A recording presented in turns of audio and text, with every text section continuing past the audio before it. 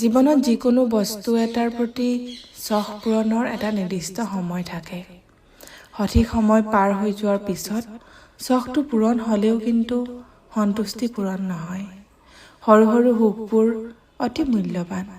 সেইবোৰ কথাই মানুহৰ হৃদয়ক জীয়াই ৰাখে, সতেজ কৰি ৰাখে, সজীৱ কৰি ৰাখে।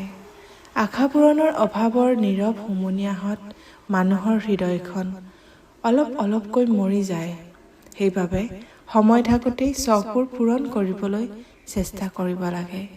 মনত ৰাখিব, যিজনে নিজকে এই আশা পুহি ৰাখি নিজৰ সুখবোৰক বঞ্চিত কৰে যে এদিন সকলো হ'ব, তেওঁৰ জীৱনত একো নহয়। তেওঁৰ জীৱনটো বিষাদ আৰু অপেক্ষাত কটায়, অনুশোচনা আৰু হতাশাত শেষ হয়। এইসকল মানুহৰ পৰা সময় থাকোঁতেই আঁতৰি আহিবলৈ শিকক। বাৰে প্ৰতি অৱহেলা কৰাজনৰ পৰা, অন্তৰত ইচ্ছাকৃতভাৱে আঘাত কৰাজনৰ পৰা, যি আপোনাৰ মানসিক অশান্তিৰ কাৰণ সেইজনৰ পৰা, যিসকল বন্ধু আপোনাৰ বিপদৰ সময়ত ফালৰি কাটি ফুৰে সেইসকলৰ পৰা, যিসকলে আপোনাৰ ভালপোৱাৰ সুবিধা লৈ অন্যায় কৰে সেইসকলৰ পৰা, যি সদায় আপোনাক দুধুৰ মুধুৰ পৰিস্থিতিত ৰাখি থয় সেইসকলৰ পৰা, বাৰে বাৰে আপোনাৰ বিশ্বাস ভংগ কৰাজনৰ পৰা, যিজনৰ ওচৰত আপোনাৰ গুৰুত্ব নাই তেওঁৰ পৰা, আপোনাৰ জীৱনত নেতিবাচক প্ৰভাৱ পেলোৱা প্ৰতিজন ব্যক্তিৰ পৰা আপুনি আঁতৰি আহিব।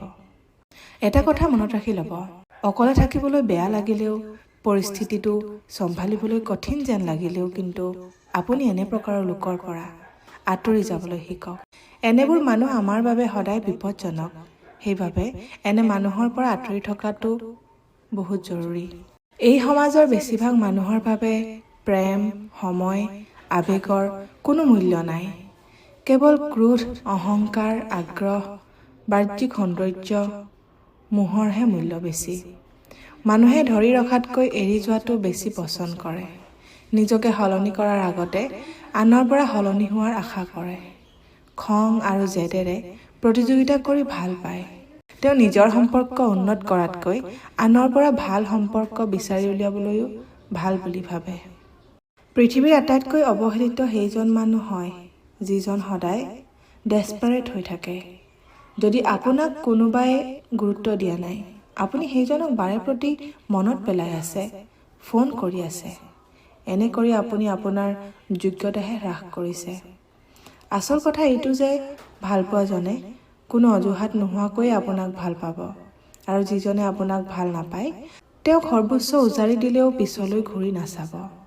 যিয়ে আপোনাক সঁচাকৈ যত্ন লয়, আপোনাক ভাল পায়, তেওঁৰ বাবে আপোনাৰ যোগ্যতা সাঁচি ৰাখক। এই পৃথিৱীত কেতিয়াও একোৱে জোৰ জবৰদস্তি ঠিকমতে কৰিব পৰা নাযায় আৰু কৰাটো সম্ভৱ নহয়। কাজিয়া, সম্পৰ্কত সমস্যা, ব্লক, ব্ৰেকআপ, ডিভৰ্চ, বেছিভাগ ক্ষেত্ৰত শেষ সিদ্ধান্ত হোৱা ভাল নহয়। এটা কথা মনত ৰাখিব, সম্পৰ্কটো মাথো এজন মানুহে বজাই ৰাখিবলৈ চেষ্টা কৰিলে কাজিয়া, অসুবিধা আৰু ব্ৰেকআপ বা ডিভৰ্চৰ দৰে সিদ্ধান্ত ল'বলগীয়া হ'ব। আমি যদি কিছু কিছু ক্ষেত্ৰত এৰা এৰি কৰি ত্যাগ কৰিব পাৰোঁ, দুয়োজনে ভাল হৈ থাকিব পাৰোঁ। আমিনো কিমান দিন জীয়াই থাকিম? চাই থাকোঁতেই সময়বোৰ পাৰ হৈ যায়। জীয়াই থকা দিনকেইটানো কিয় ভালদৰে পাৰ কৰিব নোৱাৰোঁ? জেদ, অহংকাৰ, খং, ৰাগ এইবিলাক এৰি সম্পৰ্ক এটা ঠিক কৰাত গুৰুত্বনো কিয় দিব নোৱাৰি? মাথো এটা কথা মনত ৰাখিব, মানুহক হেৰুৱাৰ আগতে তেওঁৰ গুৰুত্ব বুজিবলৈ শিকা উচিত। কেতিয়াবা এনে লাগে যেন আনৰ দৰে মুখত এটা, পেটত এটা তথা কুটিলতা, জটিলতা অলপ থকা হ'লে ভাল হ'লহেঁতেন। সমাজত বেছি কষ্ট পায় সেইসকল লোকে, যিসকলে এই জটিল পৃথিৱীৰ বেকা মানুহবোৰৰ তুলনাত বৰ সহজ সৰল হৈ জীৱন পাৰ কৰিছে। বহু অপেক্ষাৰ অন্তত বিচাৰি নোপোৱাজনক আৰু বিচাৰি বিচাৰি হাবাথুৰি নোখোৱাই ভাল। যাক পাবলৈ তীব্ৰ ইচ্ছা আছিল, ভাল পোৱা আছিল, সেই কথা আনজনে বুজাৰ পিছতো আপোনাক নুবুজাৰ ভাও জুৰিছে, তাক পাবলৈ হাবাথুৰি নোখোৱাই ভাল। আপুনি বহুত কষ্ট পালেও এবাৰ নিজকে পতিয়ন নিয়ালে ভাল। অনাহাৰৰ দিন গণনা কৰাতকৈ প্ৰতিদিনে সেইজনৰ কাষলৈ যাবলৈ মিছা চেষ্টা কৰাতকৈ সেইফালে নাকচ কৰাই ভাল। সকলো থাকিলেও জীৱনটো ধুনীয়া নহয়। অপূৰ্ণতাৰ অবিহনে কেতিয়াও নিজকে পূৰ্ণতা অনুভৱ কৰিব নোৱাৰি। বহু অপেক্ষাৰ অন্ততো বিচাৰি নোপোৱাজনক পাহৰি যোৱাটোৱেই প্ৰয়োজনীয়।